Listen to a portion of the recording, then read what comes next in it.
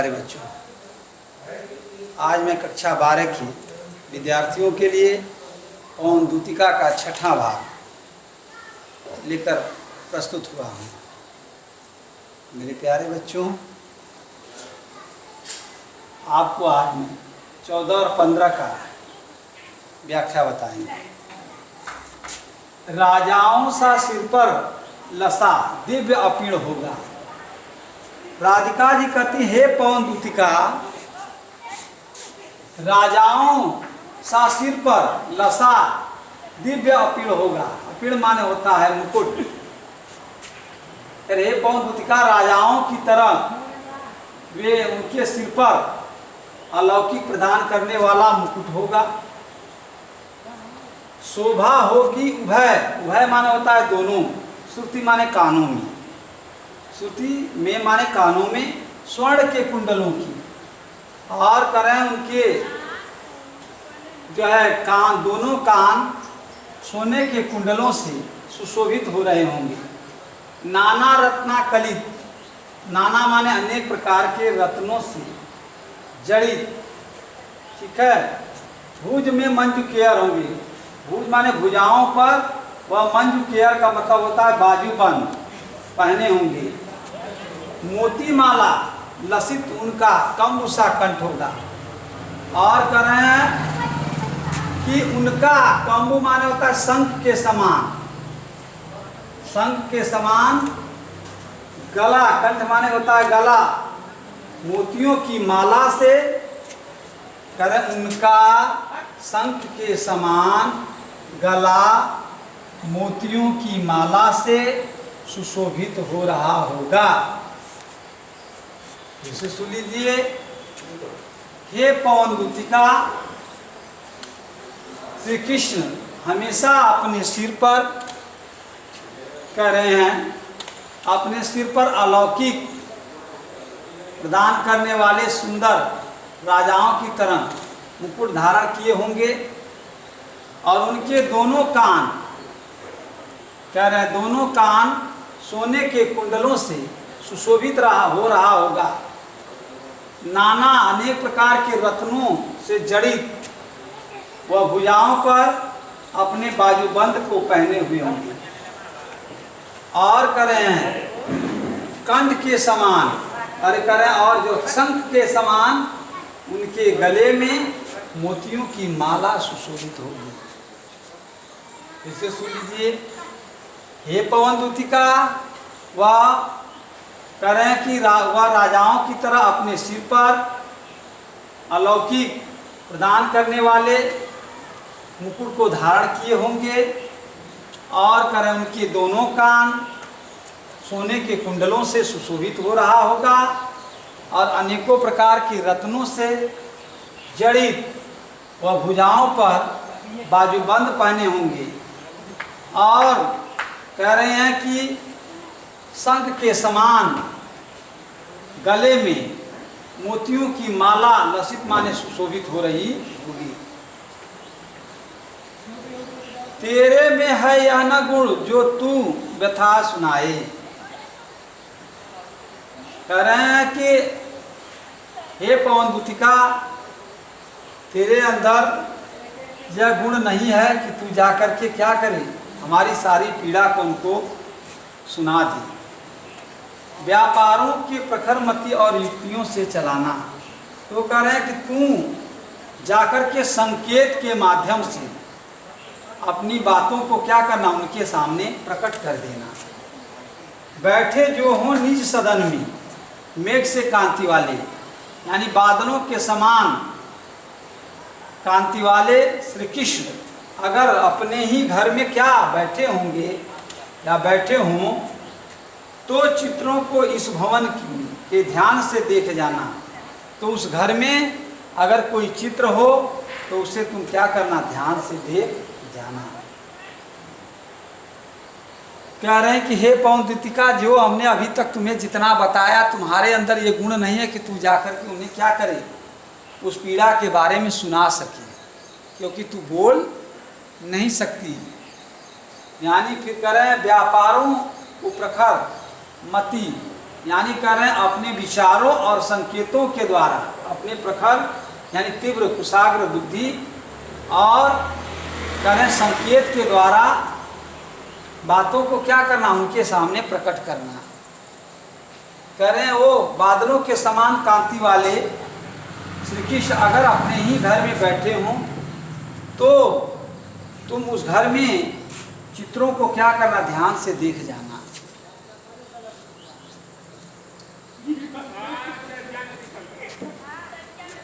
इसमें मेरे प्यारे बच्चों पहले में राजा मतलब कि श्री कृष्ण के सुंदरता का वर्णन किया गया है। यहाँ कंबू सा कंठ होगा, सा का मतलब उपमा अलंकार है सीधे इसमें, और उनके दोनों कान कह रहे हैं कि क्या सोने के कुंडलों से। इसमें देखिए गुण जो है माधुर्य है, क्योंकि प्रेम की भावना जो है व्यक्त की गई है, और खड़ी बोली तो जानती हैं आप जो है किया गया है प्रयोग इसमें। और कर रहे हैं साथ ही साथ छंद आपको मंदाक्रांता है, बेटा बताया गया है हर बार, दोनों में वही चीज़ है। इसमें भी गुण वही प्रसाद, इसमें गुण प्रसाद है। और आपको खड़ी बोली का प्रयोग किया गया है मेरे प्यारे बच्चों, और छंद बता दिए मंदाक्रांता है। फिर से एक बार सुन लीजिए। कह हे पवन दूतिका, तुम देखोगे कि जब वहाँ पहुँचोगी तो वह अपने सिर पर राजाओं की तरह अलौकिक मुकुट को धारण किए होंगे, और उनके दोनों कान कह रहे हैं सोने के कुंडलों से सुशोभित हो रहे होंगे। यहाँ तक कि वो अपनी भुजाओं पर अनेकों रत्नों से जड़ित जो है बाजूबंद वो क्या किए होंगे, पहने हुए होंगे। और साथ ही साथ मोती कह रहे हैं, कंबू माने होता है मेरे प्यारे बच्चों शंख, शंख के सा माने होता है समान कंठ। कह रहे हैं यहाँ देखिए कंबू शंख की उपमा किससे दी गई है, गले से, शंख सा कंठ होगा यानी उपमा अलंकार। कह रहे हैं कि शंख के समान गले में मोतियों की माला सुशोभित होगी, उनके शंख के समान गले में मोतियों की माला सुशोभित होगी। सुन लीजिए, हे पवन दूतिका, जैसे ही तुम वहाँ पहुँचोगी, कहाँ आपको मालूम होगा, ये उस समय आप जब मथुरा में पहुँच चुके हैं, क्योंकि अब तक का वर्णन आपको बता दिया गया है कि अब जो है कि तुम देखोगी वहाँ पर जाओगी तो वो हमेशा अपने सिर पर अलौकिक जो है मुकुट को, राजाओं की तरह मुकुट को धारण किए होंगे, और उनके दोनों कान कह रहे उनके दोनों कान सोने के कुंडलों से सुशोभित हो रहा होगा, अनेकों प्रकार के रत्नों से जड़ित वह अपनी भुजाओं पर बाजूबंद पहने होंगे, और कह रहे हैं शंख के समान उनके सुंदर कह रहे शंख के समान गले में मोतियों की माला सुशोभित हो रही होगी। फिर आगे करें कि हे पवन दूतिका, जितनी मैंने अपनी पीड़ा के बारे में, तेरे में है ना यह गुण जो तू व्यथा सुनाए। हे पवन दूतिका, तेरे अंदर यह गुण नहीं है कि तू मेरी पीड़ा को जाकर के श्री कृष्ण के सामने बखान कर सके या बताए। तो कह रहे हैं संकेत और अपने बुद्धि के माध्यम से तुम उनके सामने जो है बातों को प्रकट करना। अगर वह कह रहे हैं बादलों के समान कांति वाले श्री कृष्ण अगर अपने ही घर में बैठे होंगे तो उसी घर में तुम ध्यान से कोई चित्र देख जाना। इसे सुन लीजिए, कह रहे हैं कि हे पवन दूतिका, तेरे अंदर यह गुण नहीं है कि तू जाकर के मेरी पीड़ा के बारे में श्री कृष्ण से कह सके, इसलिए तू कह रहे अपने विचारों, अपने विवेक यानी विचारों और संकेत के माध्यम से जो है सारी बातों को प्रकट करना। और कह रहे बादलों के समान कांति वाले श्री कृष्ण अगर अपने ही घर में बैठे हों तो तुम उस घर में जो है ध्यान से कह रहे हैं कि किसी चित्र को देख जाना।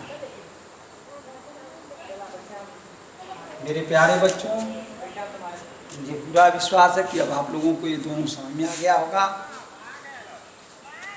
और एक बात मैं आप लोगों से कहना चाहता हूँ